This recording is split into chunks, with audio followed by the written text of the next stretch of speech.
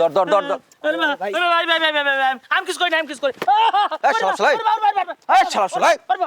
শব্দ করো চপ এক করে মারিলাম সাবড়া মারিলাম কিন্তু পিড়ি চপ জি ভাই, জি ভাই। চপ করে সাউন্ড করবো তোর কি মারছে না ভাই ভাই। চপ দাদু কি কয় হন মহিউদ্দিন ভাই, আপনি জানেন ভাই, আপনার লাগে আমার কোনো শত্রুতা নাই ভাই। আমি মেম্বারের বেতনভুক্ত কর্মচারী ভাই। আমার মেম্বারে কইছে জিন সাজ আমি সাজি ভাই। আমার কোনো দোষটা আমার মাফ করে দেন ভাই।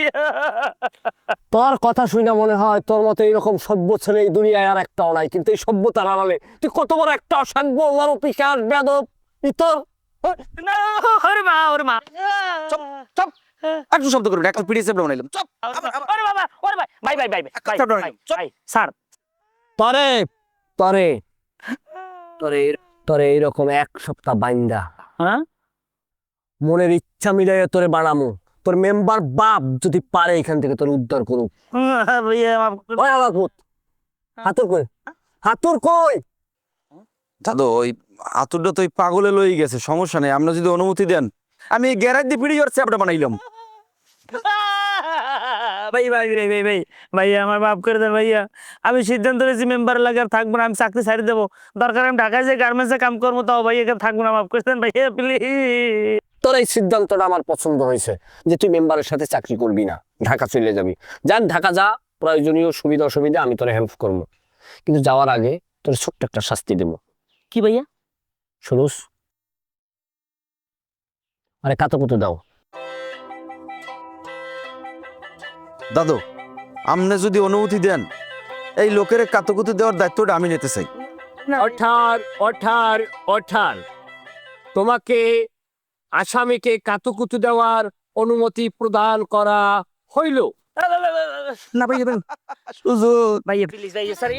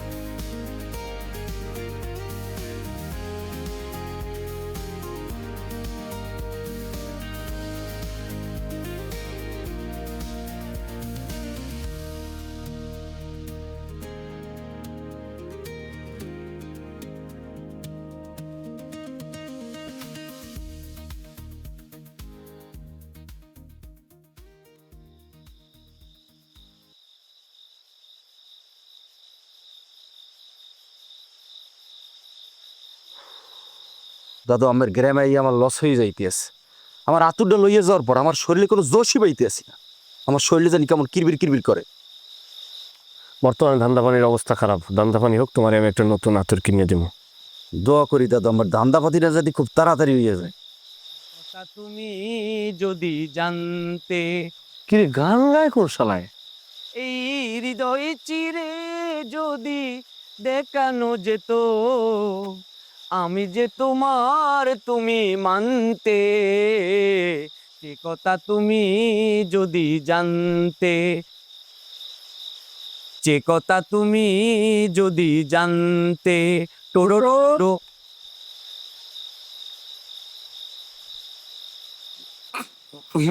ভাইয়া আসসালামু আলাইকুম। ওয়ালাইকুম আসসালাম। কতু বলে কি ভয় পাইলে নাকি? জি না ভাইয়া, ভয় কেন পাবো ভাইয়া? ভাইয়া আমি তো প্রথমে ভাবছি যে ভাইয়া কাটা টুকু যে জিনবুত, পরে দেখি যে ভাইয়া আপনি ভাইয়া। আপনি থাকলে ভাইয়া আমি কি জিনবুতকে ভয় পাবো ভাইয়া? তা না হয় ঠিক আছে, কিন্তু তুমি বুধগুলো অন্ধকারের ভিতরে বসে তুমি কই দিও না। ও ভাইয়া এটা ভাইয়া আমি আসলে একটু পিচিং করতে গেছিলাম ভাইয়া, আপনি তো জানেন পিচিং ইজ মাই হবি। তা অবশ্য ঠিক আছে, কিন্তু তুমি এই গ্রামে আসার পর শুধু ফিশিং করো, মাছ তো মারতে পারো না। জি ভাইয়া, এটা অবশ্য ঠিক কথা বলছেন ভাইয়া। তবে ভাইয়া আমি একটা জিনিস অবজার্ভ করছি ভাইয়া, যে আপনার আর আমার ভিতরে একটা বিশেষ মিল আছে ভাইয়া। আপনারও কপাল পাটা, আমারও কপাল পাটা, একদম চেম টু চেম ভাইয়া। আমিও কখনো পিচিং করি মাছ পাই না, আর আপনিও কখনো ভালো করে দান্দা পানি করতে পারেন না। এই গ্রামে ভাইয়া পিচিংও করি লাভ নাই, দান্দা পানি করিও লাভ নেই, কারণ পিচও নাই, দান্দা পানিও নাই। দাদু, এই হালায় কিন্তু আবার বেশি কথা কয়। ও ভাইয়া, এটা তো দেখি চ্যাপ্টা হলো ভাইয়া। ভাইয়া আমি তো প্রথমে ভাবছিলাম যে এটা মনে হয় একটা কলা গাছ। ভাইয়া আমি কিন্তু ভাইয়া আপনার অনেক বড় প্যান ভাইয়া। ভাইয়া বিশ্বাস করবেন কিনা জানি না, আমি গ্রামে কাচেম কাকার মাইক ভাড়া করি, পুরা গ্রামের লোকজনকে বলছি ভাইয়া আপনার ব্যাপারে ভাইয়া। ভাইয়া আপনার যে বিশেষ যন্ত্র, যে অস্ত্র আতুরিটা কোথায় ভাইয়া? হাতুড়ি চারা তো ভাইয়া আপনাকে একদম ভাল লাগে না ভাইয়া। এটা দিয়ে মানুষকে যখন মাথার ভিতর বাড়ি দিই, পাতলা টিনের মতো চ্যাপটা করে দেন ভাইয়া, দেখতে ভাইয়া চেয়ে লাগে ভাইয়া। ভাইয়া হাতুড়ি চারা অবশ্য আপনাকে খুব একটা মানায় না ভাইয়া। আচ্ছা কুতুবালি, তুমি কথা ধুয়াইও না। তোমার যে গুরু ভণ্ড কবি ওমর খৈয়াম, সেটা কি বট গাছের নিচে বসে তাবিজ কুমার বিক্রি করে? তা কি অবস্থা তার ব্যবসা বাণিজ্যের? ভাইয়া এটা কি বলতেছেন ভাইয়া? উমর ভাইয়া আমার গুরু কেন হইতে যাবে ভাইয়া? ওনার সাথে তো আমার সম্পর্ক ছোট ভাইয়ার বড় ভাইয়ের মতো, উনি তো আমার গুরু না ভাইয়া। আর তাছাড়া আজকে সকালে উনি আমাকে এত জোরে একটা কোচে তাপ্পর মারছে ভাইয়া, তারপর থেকে ওনার সাথে আমার আর এখন আর কোনো সম্পর্ক নাই ভাইয়া। সম্পর্ক পুরোপুরি কাট অফ। কি বলো, তোমার থাপ্পড় মারতে হচ্ছে? জি ভাইয়া। আচ্ছা কেন মারলো কেন? ভাইয়া সেটা তো একটা বিরাট ইতিহাস ভাইয়া। আসলে আমি উমর ভাইয়াকে বলছিলাম যে ভাইয়া চামিয়াপুর সাথে আপনার বয়স, চেহারা কোনোটাই কি কোনোভাবেই যায় না ভাইয়া। চামিয়াপুর সাথে একদমই আপনাকে মানায় না। হুম। চামিয়াপুর সাথে যদি এই গ্রামে কাউকে মানায়, সেটা হচ্ছে একমাত্র নইমুদ্দিন ভাইয়া। তোমার বিবেচনা দেখে আমি অবাক হই, তোমার বিবেচনা দেখে আমি মুগ্ধ হই। সত্যি তুমি একটা মেধাবী পুরুষ। জি ভাইয়া, থ্যাংক ইউ ভাইয়া। ভাইয়া আর তাছাড়া ভাইয়া আমি তো আপনার ছোট ভাইয়ের মতো ভাই, তাই না? তাও আমি আপনাদের গ্রামে অতিথি চাই, একটু দূর আতিয়া থেকে আসছি ভাইয়া। এখন আপনারা যদি আমাকে ছোট ভাই হিসেবে গ্রহণ না করেন, তাহলে তো এটা আপনাদের গ্রামেরই ব্যর্থতা ভাইয়া। ভাইয়া আপনি কিন্তু আমার জন্য দোয়া করবেন ভাইয়া। আর আতুরি ভাইয়া, আমি যে আপনার এত বড় প্যান ভাইয়া, সোশ্যাল মিডিয়ায় কিন্তু আমার একটা অ্যাকাউন্ট আছে ভাইয়া। আমি ভাইয়ের সাথে একটা সেলফি তুলি, এটা নেটে চাড়ি দিই। তা অবশ্যই, তা অবশ্যই। রাইতের বেলা আমি ছবি তুলি না। না ভাইয়া সমস্যা নাই, যদিও কারণ আপনার কাছে তো আপনার যে বিশেষ অস্ত্র, আপনার যে আতুরি নাই। তো চ্যাপ্টা আলুর কাছে যদি চ্যাপ্টা আতুরি না থাকে, তাহলে কোনোভাবে সমস্যা নাই ভাইয়া। ভাইয়া পরের বার যদি আপনাকে দেখি, আপনি কিন্তু চাতে করে অবশ্যই আতুরিটা রাখবেন ভাই। এটা ছাড়া আপনাকে দেখলে মনে হয় যে ভাইয়া মাথা চারা চরিল। ভাইয়া আমি কিন্তু ভাইয়া পুরা গ্রামে প্রচার করে দিব যে চামিয়া আপুর সাথে নইমুদ্দিন ভাইয়ার সম্পর্ক আছে, এবং চামিয়া আপু আর নইমুদ্দিন ভাইয়া খুব দ্রুত বিয়ে করতে চাইতেছে। পাগল।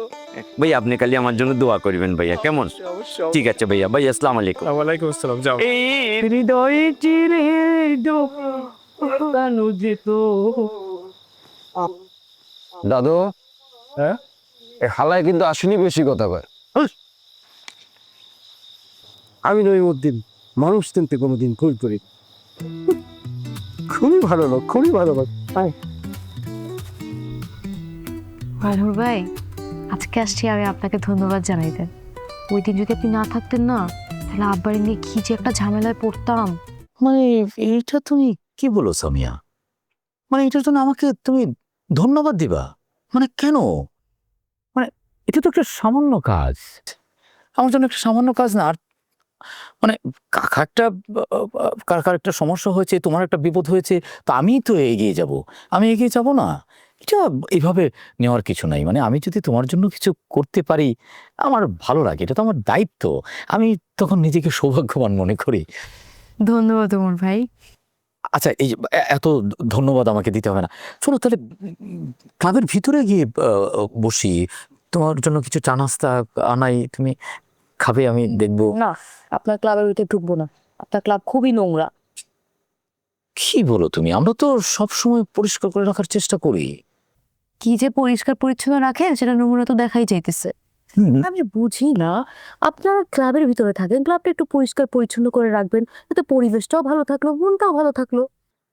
না সেটাই, কিন্তু আমরা চেষ্টা করি, মানে এতগুলো ছেলে মানুষ একসাথে, তো মানে তোমাদের মতো সদস্যরা যদি, মানে তোমরা যদি আসতে তাহলে খুব ভালো হতো।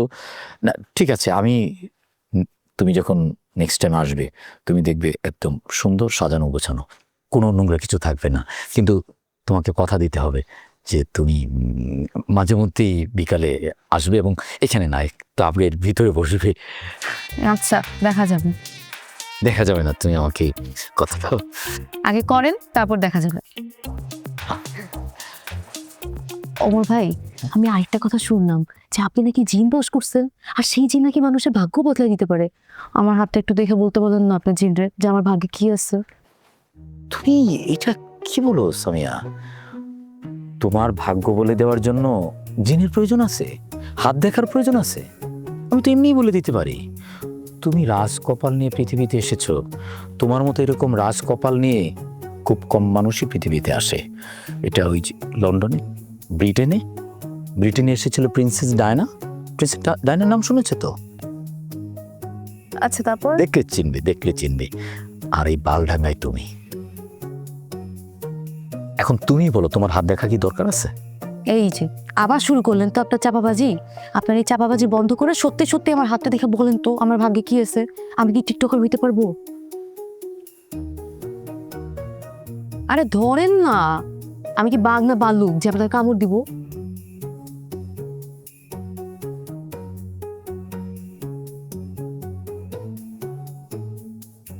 কি কইতে পারবো না? না তোমার হাতে তো কোনো কি রেখা নেই। হ্যাঁ? হ্যাঁ, মানে টিকটকারও রেখাটা নাই?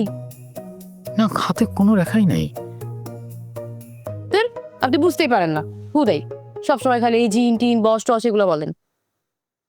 ওই আজকালচারের মতো আপনি সবকিছুই মিথ্যা ভণ্ড একটা।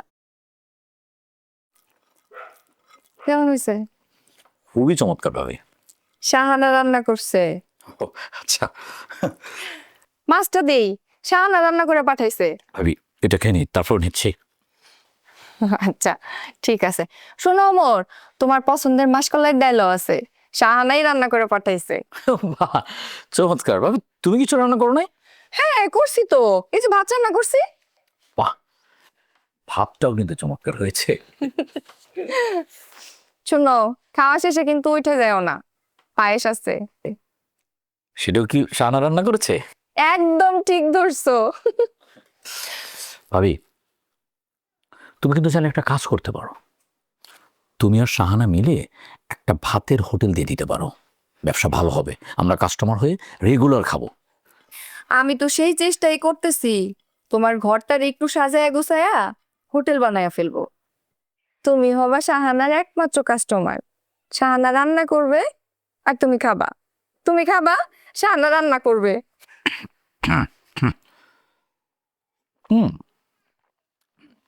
ভাবি, একটু মাছটা দাও থা। ওমর, আমি না অনেক দিন ধরে তোমার একটা কথা বলতে চাইতেছি। ভাবি, সেটা তো তুমি বলতেই পারো, কিন্তু আমি জানি তুমি আসলে কি প্রসঙ্গ নিয়ে কথা বলবে। তুমি আসলে শাহানার প্রসঙ্গে কথা বলবে। আমি না ভাবি আজকে এখন না শুনতে চাচ্ছি না। আজকে না আমার একটু কবিতা চর্চার মুড এসেছে। আমি খাওয়ার পরে ঠান্ডা মাথায় একটু কবিতা চর্চা করব। তাতে সমস্যা কোথায়? শাহানা কি তোমার কবিতার বইয়ের মধ্যে আসা পানি ঢেলা দিবে? না ভাবি, বিষয়টা আসলে ওরকম না। তুমি অযথাই রাগ করছো। মানে আজকে আমি মধুদার কবিতা পড়বো, মাইকেল মধুসূদন দত্তের কবিতা পড়বো। ওনার কবিতা কি জানো ভাবি, ওনার কবিতা খুবই দুর্বোধ্য। তুমি যদি ঠান্ডা মাথায় যদি ওনার কবিতা না পড়ো, তাহলে তুমি মনোনিবেশ করতে পারবে না, তাহলে তোমার কবিতা চর্চা হবে না।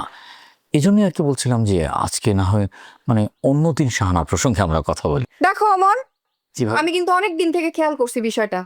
শাহানারে নিয়ে কোনো কথা বলতে গেলে পরেই তুমি টাকি মাছের মতো খালি কিলবিল করো, পিছলাই যাও, তিরিং বিরিং করো, সোনের মতো পালাও। সমস্যা কি তোমার? হ্যাঁ, সুযোগ পাইলেই শাহানার সাথে আগানে বাগানে গিয়ে গল্প করো, আর বিয়ার কথা বললে পরে চোরের মতো পালাইতে হয় কেন তোমার? ভাবি তুমি আসলে মানে রেগে যাচ্ছ, আমাকে ভুল বুঝছো। ভাবি বিষয়টা মোটেও ওরকম না। শাহানা অত্যন্ত ভালো মেয়ে, শাহানাকে আমি ভীষণ পছন্দ করি, আমি বিয়ে করব, মানে বিয়ে করতে আমার কোনো সমস্যা নেই। কিন্তু হয়েছে কি ভাবি, আমি মানে মনস্তাত্ত্বিকভাবে আমি এখনো মানে শাহানাকে বিয়ে করার জন্য প্রস্তুত নই। তা প্রস্তুত থাকবা কেন? লুচ্চামি করার সময় তো ঠিকই প্রস্তুত থাকো। তোমার চাইতে না তোমার ভাই বহুত গুণে ভালো। মেজাজটা একটু তেরা হইলেও লোকটা প্রচন্ড একটা ভালো মানুষ। আমার এসে প্রথম দেখাই বলছিল এই মেয়েরেই আমি বিয়ে করব, এবং দেখো বিয়ের এত বছর পরেও সে ডানে বায়ে কোনো দিকে নজর দেয় না। না মানে ঠিকই তো, মানে তোমার মতো এরকম সুন্দরী মহিষী নারী যদি কারো ঘরের স্ত্রী হয় তাহলে ডানে বামে কেন তাকাবে? কোনো প্রয়োজন তো নেই। আমি ওই পায়েসের কথা বলছিলে, পায়েসটা একটু নিয়ে আসো। কিসের পায়েস? কোনো পায়েস টায়েস খাইতে হবে না তোমার। বেশি করে পানি খাও, পানি খায় মাথা ঠান্ডা করো, মাথা ঠান্ডা করে তোমার কবিতা চর্চা করো গিয়া। যাও, পায়েস খাবে।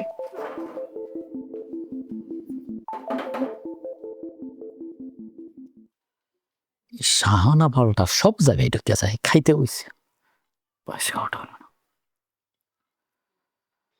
নে তো আমাকে সুন্দর করে কয়টা ছবি তুলে দে, ঠিক আছে? এই জায়গা দাঁড়া, হ্যাঁ হ্যাঁ।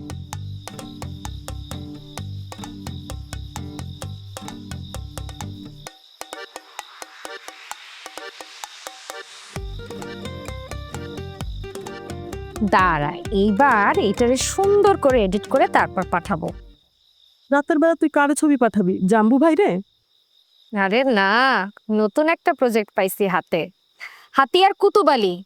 সে নাকি সুইজারল্যান্ড যাবে। এই মালটারে তো হাতছাড়া করাই যাবে না। কি বলিস? গ্রামে আবার গ্যাঞ্জাম বাঁধিস না। আমার নাম কি? আফসানা। আমার নিয়ে যদি গ্রামে একটু গ্যাঞ্জামি না বাজে তাহলে আমার নামের কোনো ইজ্জত থাকবে বল? ঠিক বলছো। চল যাই তাইলে এখন। হ্যাঁ, এবার এখান থেকে 2টা সিলেক্ট করে পাঠিয়ে দিব কুতুবালি রে। কুতুবালি ভাইয়ের সাথে তোর কথা হয় কবে থেকে? কবে? এই ধর 1-1.5 মাস হয়েছে। আগে থেকেই ফেসবুকে ছিল, কিন্তু ওইভাবে কথা হয় না। এখন তো ধর দেখা সাক্ষাৎ হয়েছে, এখন ব্যাপারটাই আলাদা। দেখলাম ভালোই টাঙ্কি টাঙ্কি মারতেছে, আমিও সুযোগ নিতেছি।